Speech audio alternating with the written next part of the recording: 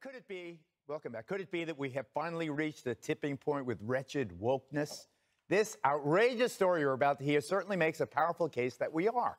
An assistant professor at Old Dominion University in Virginia attempting to normalize, yes, normalize pedophilia, advocating we destigmatize and rebrand these deeply sick members of society. I use the term minor attracted person, or MAP, in the title and throughout the book for multiple reasons.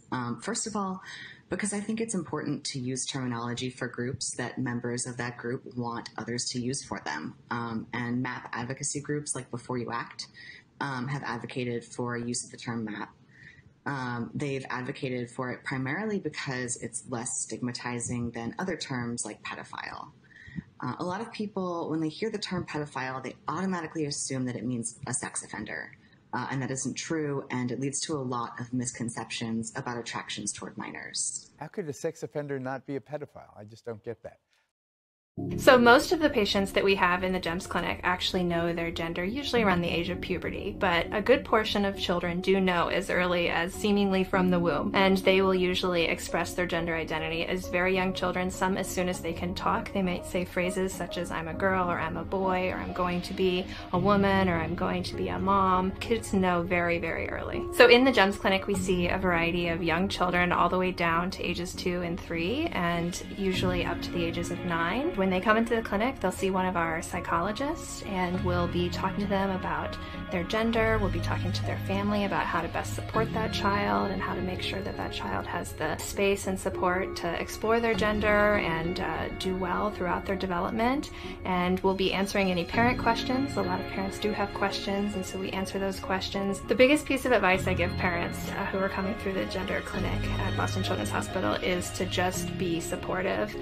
Sometimes you might not understand, sometimes you feel like you don't know the terms, or you don't kind of get exactly what the child means when they say that they might be this gender, but the biggest thing you can do is just love your child and support them and just allow them to express themselves. That's the biggest protector as well against negative mental health effects such as depression, suicidality, anxiety that we worry about for our gender diverse kids and young adults. So that support from a parent is one of the best protective factors and one of the best things they can do. Do either of you have any questions for Ms. Pentecost? I like your eyeshadow. Oh, thank you. Yeah, you like her eyeshadow. That's great. Yeah. Yeah, maybe she'll let you borrow it. When you're older, when you're allowed to wear makeup. Yeah. Of course. Yeah. Well, one of the things I think is great about Ms. Pentecost is she reminds us that we follow a God who calls us to not conform to things of this world. That we're supposed to be transformed by the renewal of our minds. And that means that what I think today may have to change tomorrow if I continue to renew my mind. And it's so cool that we serve a God that calls us to continue to grow and continue to change into something new, and to not be bound by the ways that the world confines us sometimes, that we're supposed to live differently. Parents upset and a school principal apologizing. It's after their middle school students in 7th grade social studies at Challenger Middle School were asked personal questions in a survey as part of an assignment. Wait 31's Matt Kroschel dug into how the controversial survey that was sanctioned ended up in homework. Matt. And Marie, those questions included things like sexual orientation and asking the students how liberal their parents were. There were 48 questions in this survey. They were not vetted or approved by the school leadership or the district. The principal here at Challenger Middle School saying this survey didn't meet school standards. It's not clear if the teacher who included this in their lesson will face any disciplinary actions by the district, because the district said they refused to comment on personnel matters. But the principal did send out an email to parents this week saying the teacher was asked to remove that survey, and now they're apologizing to parents for the error.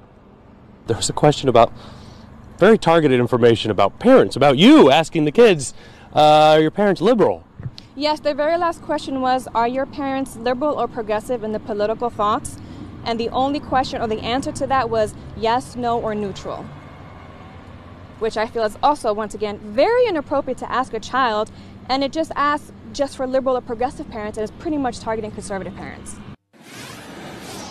That parent didn't want to use her face on TV or use her name, but again, she's very upset, and she says that she's brought those concerns to the principal, and she's really not happy with the response here. Just that email going out to all the parents says it made their family feel very uncomfortable. She's worried about her student back here in the classroom in that same room with that same teacher. At least that's the current situation inside.